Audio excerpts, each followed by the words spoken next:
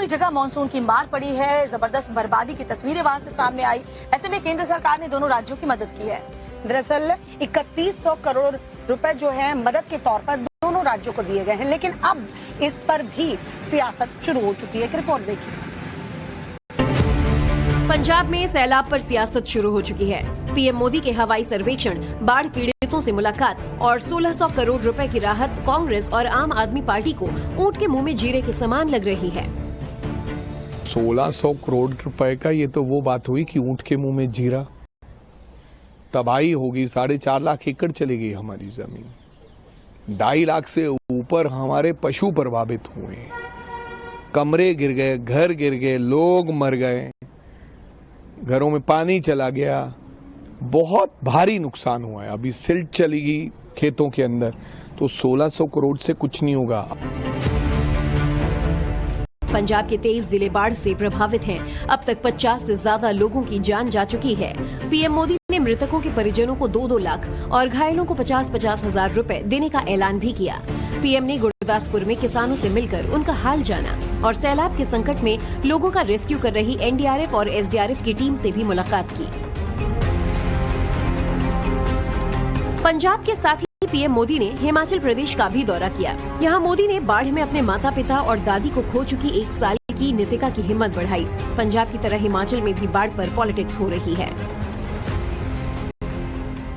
1500 करोड़ का special relief package के तौर पर आता है या स्कीम बेस्ड आता है, ये देखने की बात है।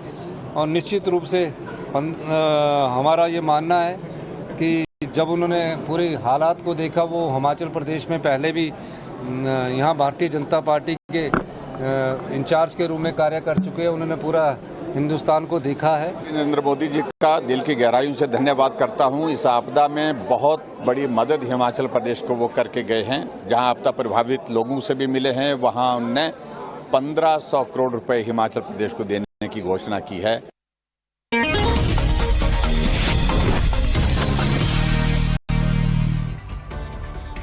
तो फिट इंडिया के सुपर हिट बुलेटिन में आज के लिए इतना ही। शुरुआत करते हैं फ्रेश एंड फास्ट की। खबरें दिखाएंगे तेज रफ्तार में। सबसे पहले खबर आपको बताएंगे हम बागपत की, जहां कई जगह मानसून की मार पड़ी है, जबरदस्त बर्बादी की तस्वीरें वहां से सामने आई।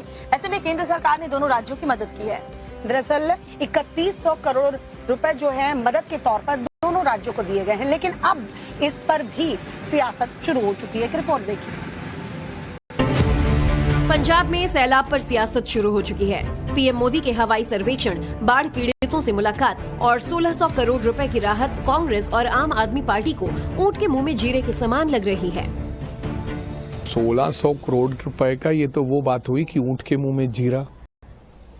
तबाही होगी, 4.5 लाख एकड़ चली गई हमारी जमीन, 2.5 लाख से ऊपर हमारे पशु प्रभावित हुए, कमरे गिर गए, घर गिर गए, लोग मर गए, घरों में पानी चला गया, बहुत भारी नुकसान हुआ है। अभी सिल्ट चली गई खेतों के अंदर, तो 1600 करोड़ से कुछ नहीं होगा। पंजाब के 23 जिले बाढ़ से प्रभावित हैं। अब तक 50 से ज्यादा लोगों की जान जा चुकी है। पीएम मोदी ने मृतकों के परिजनों को 2-2 लाख और घायलों को 50-50 हजार रुपए देने का ऐलान भी किया। पीएम ने गुरदासपुर में किसानों से मिलकर उनका हाल जाना और सैलाब के संकट में लोगों का रेस्क्यू कर रही एनडीआरएफ और एसडीआरएफ की टीम से भी मुलाकात की। पंजाब के साथ ही पीएम मोदी ने हिमाचल प्रदेश का भी दौरा किया। यहाँ मोदी ने बाढ़ में अपने माता पिता और दादी को खो चुकी 1 साल की नितिका की हिम्मत बढ़ाई। पंजाब की तरह हिमाचल में भी बाढ़ पर पॉलिटिक्स हो रही है। 1500 करोड़ का स्पेशल रिलीफ पैकेज के तौर पर आता है या स्कीम बेस्ड आता है, ये देखने की बात है।